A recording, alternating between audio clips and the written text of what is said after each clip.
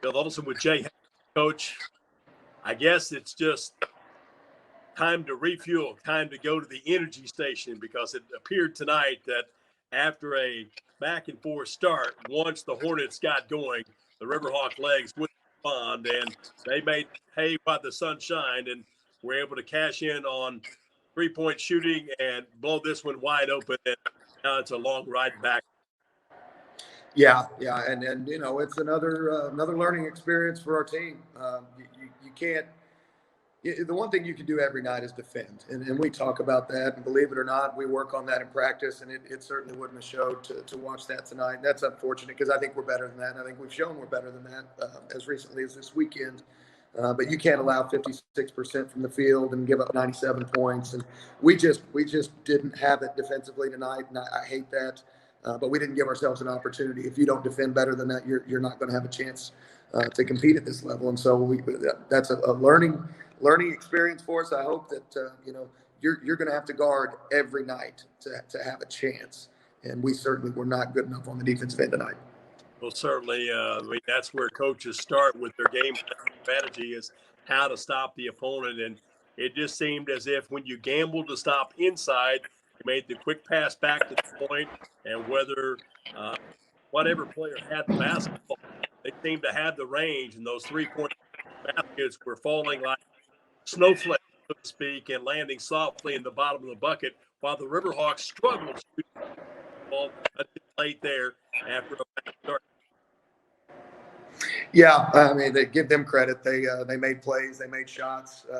There were some possessions, both halves where I thought we guarded really well, and they throw one in late in the shot clock, and sometimes that happens. What you have to eliminate is the easy baskets, and too often we're not executing. Whether it be a back screen, whether it be letting them catch the post too easy. The ball screen defense. I mean, we just had complete breakdowns at various times, and it wasn't one person. We just were not sharp enough defensively, and and the unfortunate thing when it doesn't go your way, then you can allow that to take you out of what you do offensively. And I thought we got really impatient and forced some stuff. And when the game was still tight there in the first half, I thought we had a really bad stretch offensively where we shot quick and forced it, took some hard ones, and then they were able to get out in transition, get some easy ones. The next thing you know, you look up and it's a double-digit deficit, and we just couldn't get out of that, and we just never had that juice we needed to make a run at them after that.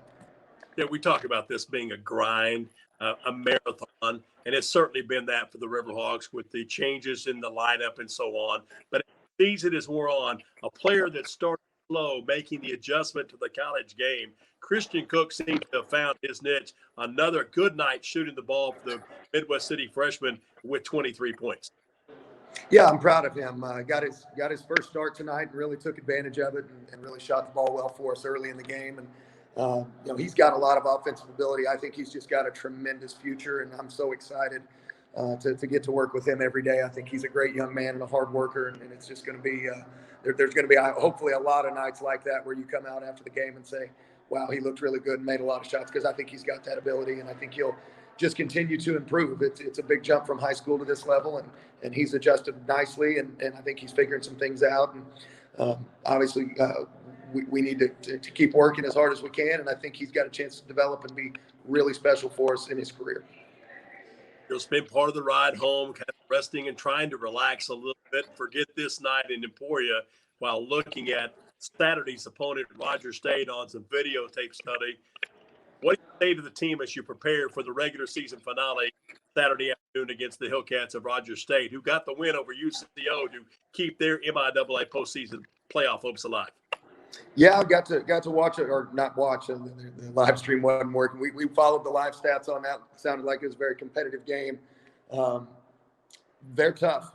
Obviously, we played at their place, and it was a tight possession game going in the last 5 minutes. And we know they're going to be ready. They're going to be well prepared. They've got good players. They're going to try to defend. They're going to run good stuff. So we've got to, just like every night, it's going to be a huge challenge. We need to get back and re-energize, and we'll have a day off tomorrow and a day of practice and preparation on Friday, and hopefully have an opportunity to be at our best Saturday afternoon, because we want to go out with a good one. Well, you grew up the son of a coach, and I know there were times when Dad came home and he would look at your mom and say, "What happened?" And she says, "Jerry, there's going to be nights like this." I'm sure that's what Auntie will tell you when you come in the door tonight. There are going to be nights like this, but there will be bright nights ahead for the Riverhawks. I hope you're right. I hope there's not many more like this. I can take a loss, but man, I can't take them. When you feel like you didn't compete hard enough as a coach, you really take that personally. So I hope there's not a lot more like this. But you win some and you lose some. We're going to build it. We're going to build it the right way, and we've said it a lot of times, and I believe it with everything in me. We got better days ahead, and we're going to continue to work and make sure that happens.